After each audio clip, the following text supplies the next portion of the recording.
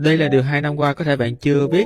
Bạn nào muốn có người yêu, ít ra phải biết nấu cơm quét nhà. Nấu cơm thì biết, nhưng mà bộ môn quét nhà nó hơi cực á, cho nên là quyết định múc luôn một em mới hút bụi cầm tay không dây về. Và mình quyết định chọn em Fico V6 này là vì giá nó cũng sinh viên, với lại nó cũng đáp ứng được hầu hết các nhu cầu của mình nữa.